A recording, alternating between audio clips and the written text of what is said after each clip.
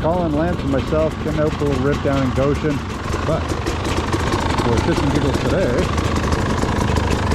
Starcross 6. Hey, welcome back. We're down in Goshen, and we're going to jump right into it. There's Colin out in front of me, and he's immediately going to whack his toes.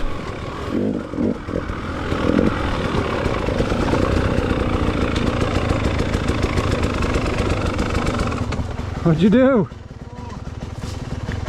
Stubbed my toes. Oh, I stubbed my toe on something. Oh, fuck, that hurt. Oh, I didn't bring the bunny. I did finally get the struggle bunny. I just need to remember to bring it with us so I can put it on the front of a bike. And that will go on the front of the bike of whoever's struggling the most today.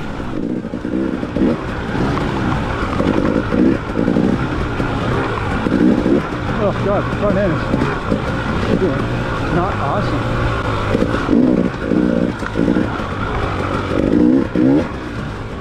Well, no, it's not awesome, but it's not surprising because there is probably 100 hours on those forks since the last service, which is way too much. And as much as I'm going to play with those clickers, it's not going to work out. So here's the foreshadowing of what I do over the weekend. So that's not really a big deal, and I don't know why I put it off for as long as I did. I just didn't want to make any changes before the last race, and that was probably a mistake because I did get pretty beat up and my hands got pretty beat up, and that's not normal. These WP-48 forks, although not a technical marvel, do work quite well, and the XP1 kit, it's a Dosagio XP1, gives it a mid-valve that I put in about a year ago, actually works really well and makes these forks feel a lot better, much more resistant to bottoming out. That's something that's been a problem for the Explorer fork. It blows through the first half of the stroke too quickly, which is great when you're going really slow because it eats up all the trail trash. But when you pick up the pace, it blows right through that stroke and then gets really harsh, and that's uncomfortable. The XP1 kit solved most of that, but it's not a magic carpet ride, so I'm kind of on the hunt for something better. We'll see what happens.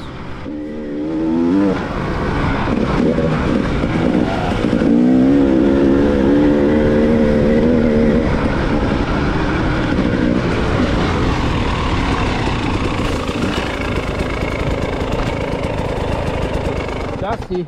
B. Oh, no way. Whew. It's very dusty. Yep. The bee just about got onto my cheek.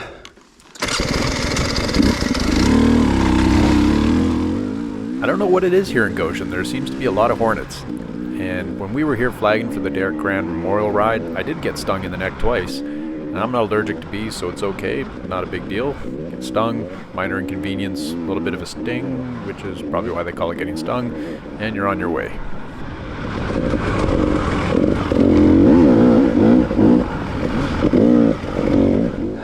See, that's the problem with steering with your feet in that fast stuff, where sometimes you hit hard, like, because you're going fast, your suspension compresses a lot on the little jumps and the turns. I caught my foot real bad, so my suspension caught. Oh yeah. Steer with my feet, peg hit the ground, foot caught.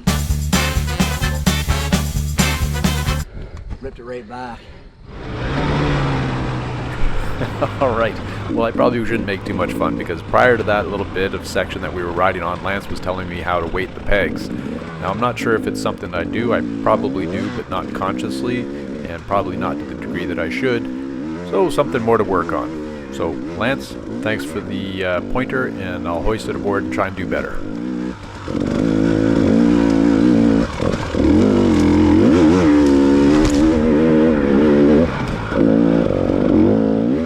Alright, so like in the title, this ride talks about tires, hills, and bees, and this is not the hill. This is a hill, but it's not the hill, and we're going to jump that hill right now. Fuck, does that thing ever throw rocks? With that tire? Yeah. Oh, it's fucking dodging bullets. Okay, so this is the hill, and this was after we met up with the guys who were doing the Blackdog run, and this is where Ewan and his friend led us, is to go up this hill. Now, Lance and Colin already ran up, I didn't go up, but now it's my turn to go up, and Colin decided to come with, and Lance wisely did not. The Starcross 6 is doing surprisingly well. It side hills very well. It does not conform to routes, but it does dig up a lot of terrain and throws it out behind the bike. And in this kind of stuff, this loamy or loomy, I'm not sure how you pronounce that, kind of terrain, it actually worked really well.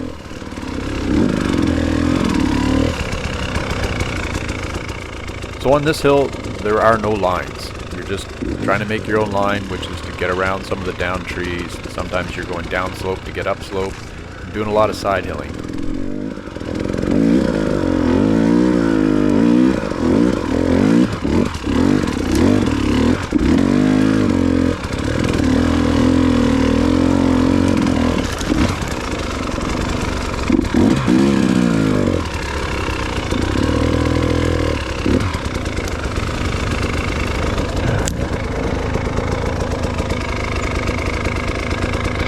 Where are we fucking going? Now where are you going? We're gonna find another line down here. So to this point, I've been following Colin, and it hasn't dawned on me that there isn't a Where's the line, and I'm line? thinking he's just off the trail, and there's a trail for us to pick up to shoot up this hill. That is not the case at all. Oh, not gonna fit.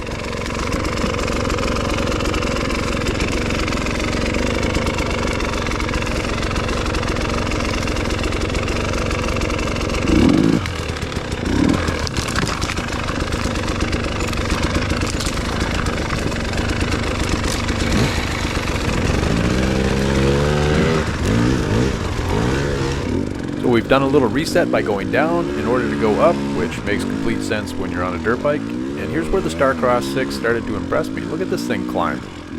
Well, up to this point, but that's more of a rider error, not the tire.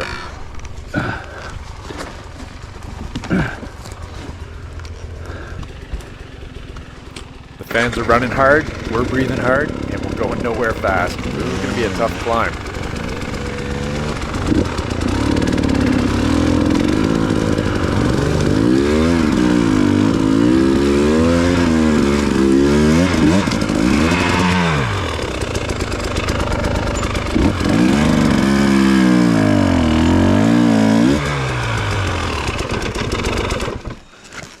Oh.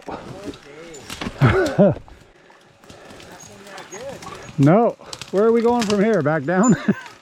Oh no, I went across there. No, is it down after this? There's no up anymore after this, eh? Oh no, I get the top. I'm just coming down to help Ezra. Gotcha. Oh.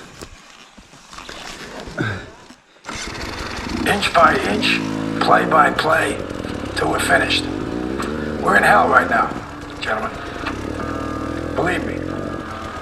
And we can stay here, get the shit kicked out of us, or we can fight our way back into the light. We can climb out of hell. 1 inch at a time. A little bit of inspiration from Any Given Sunday and Al Pacino's speech. But this is going to be a game of inches. It's going to take a bit of a struggle to get up this hill. And had I bought enough struggle bunnies, we would all have one. There's something a little bit counterintuitive about hill climbs, in that when you're going across the face of a hill, the more you can keep the bike perpendicular to the hill, which feels like you're leaning down the hill, the better the tires are going to bite and the less chance of the back end washing out and drifting down the hill. But that requires that you carry a bit of speed, which of course is a multiplier when you do crash. I'm not going to have any problems with multipliers because I'm going to crash very slowly.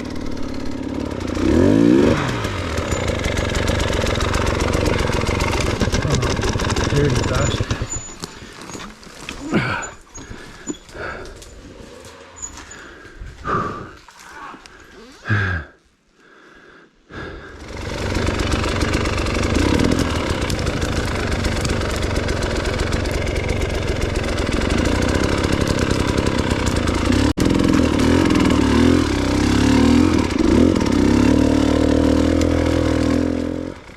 Here's something else that works for hills, whether you're climbing a good straight face or whether you're crossing it, it's best to stay on the pegs.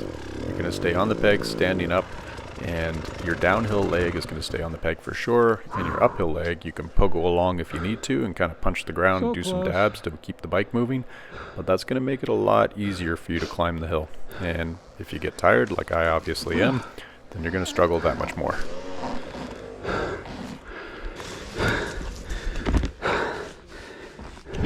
Fuck off. It's at that point that I didn't quite realize that I'm almost on top of a hornet's nest, but it's going to dawn on me here shortly.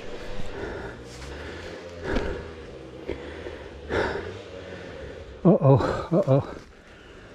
That's not good. That's bad.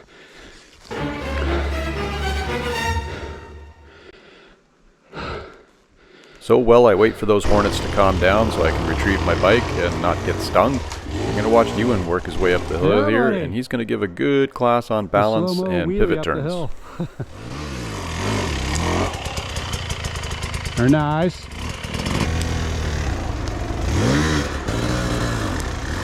Alright, now it's time to retrieve my bike, which has these round things called tires to make it much easier to move, and I elect not to use them and stealthily move my bike away from the hornet's nest. There's Ewan trying to help out by throwing a little dirt on the nest, but these are not murder hornets. They might be minor hornets, and they dig their way back out and are upset again. It's a good workout. Okay, well, having avoided the hornets, I did get to the top of the hill, which was about 15 feet past where the hornets were, and now it's time to get down the hill. All right, made it to the top.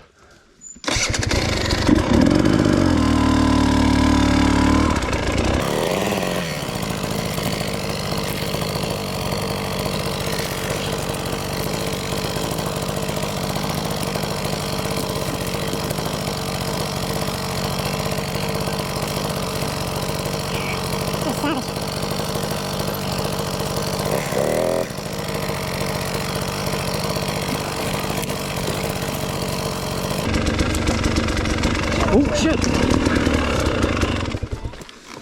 I took your bike out. Sorry. Here, David, I'll help you lift it. Thanks, buddy.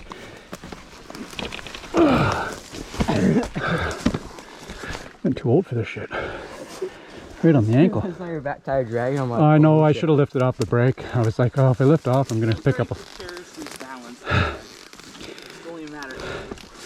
That's okay, it just bounced off my ankle, so it's fine. Did that hurt? It did hurt a little bit.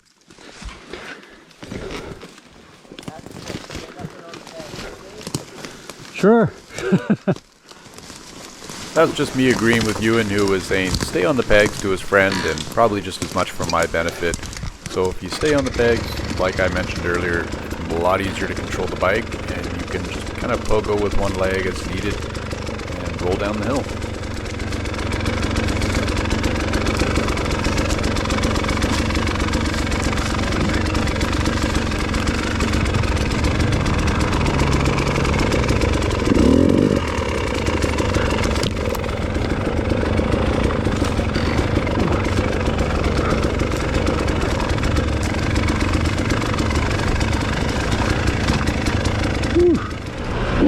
So that was a good fun hill climb, and there's lots of good pointers to learn on that for me, so I'll have to chew on those and think about them, but I need to expose myself to, well, I don't need to expose myself. Nobody needs to see or hear or feel that kind of shame, namely myself. But I do need to get into doing more hill climbs and practicing more technical terrain. I've gotten away from it, and you get skill fade pretty fast.